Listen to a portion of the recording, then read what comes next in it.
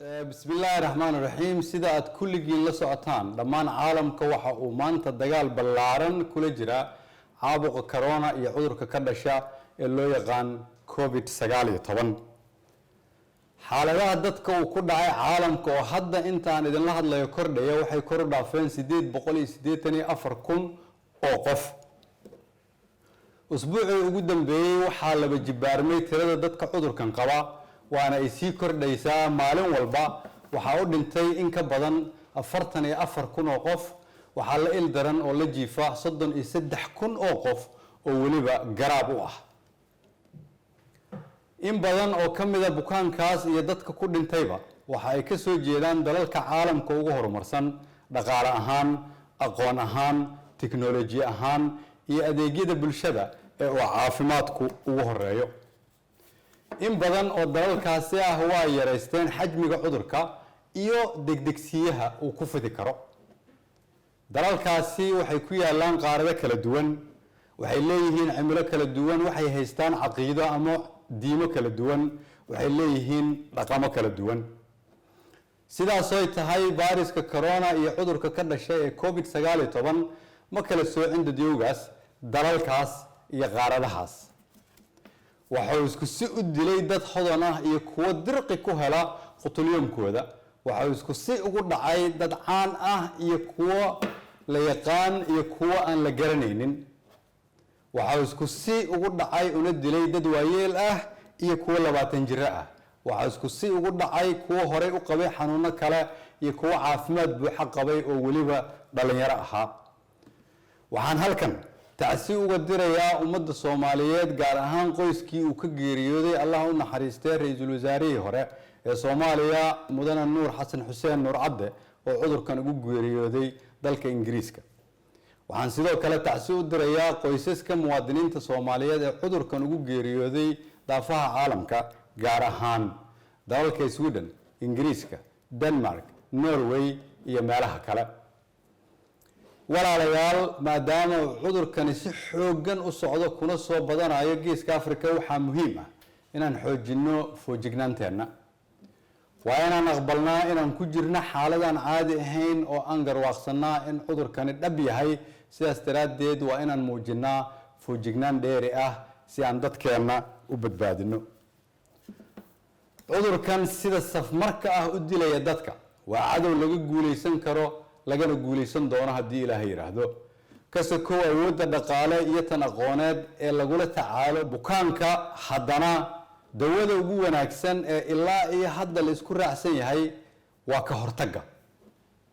guusha ama fashilka dadaalka ka hortagga waxay marka ugu horeysa ilaa iyo xad ku xiran yihiin qofka ama shakhsiga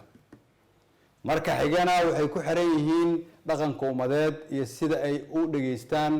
ama ugu hoggaansamaan qorshayaasha iyo tallaabooyinka madaxdooda talooyinka madaxdooda iyo howlwadaanadooda caafimaadka si looga hortago cudurkan kuma filno dawladda federaalka kaligeed kuma filno dawlad goboleedyada kaligood kuma filno adeegayaasha caafimaadka kaligood waxaan u baahannahay garabkiina dhagihiina qalbigiina xooggiina iyo waatan ugu muhiimsan dareenkiina oo buuxa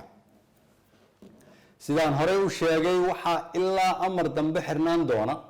duulimaadyada dibadda iyo gudaha si looga hortago cudurkan waxa ilaa amar dambe si xirnaan doona iskuulada dugsiyada quraanka iyo jaamacadaha waxa kale oo lagama maarmaan ah in la joojiyo dhammaan xafladaha iyo isku imaatinka sababtoo ah cudurkan waxa lagu kala qaadaa isu dhawaashaha iyo istaabashada waxaa muhiim ah in qofkii awooda uu gurigiisa joogo lagu cibaadeysto guryaha qof walibana u duceeyo dalkiisa iyo dadkiisa walaalayaal aan si wada jir ah uga shaqeyno badbaadinta ummadeena iyo jabinta cudurkan safmarka ah awoodda dawladnimo oo dhan ayaan u isticmaali doonaa si aan ummadeena uga badbaadino saameynta cudurkan waa inaan sameynaa diyaar garowga ugu badan iyo ka hortagga ugu mudan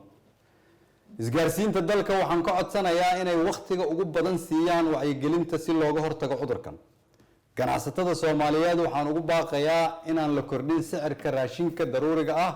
sidoo kale wasaaradda maaliyadda waxaan farayaa in ganacsatada laga khafiifiyo canshuuraha cuntada daruuriga ah iyo daawooyinka inta dhibkani socdo. dowladda federaalku waxay ka shaqayn doontaa inay hirgeliso qorshe lagu kabayo dhaqaalaha dalka. waxaa kale oo aan wada hadallo kula jirnaa ganacsatada iyo deeq-bixiyayaasha caalamka sida xal loogu heli lahaa saameynta dhaqaale ee dalka ku imaan kara.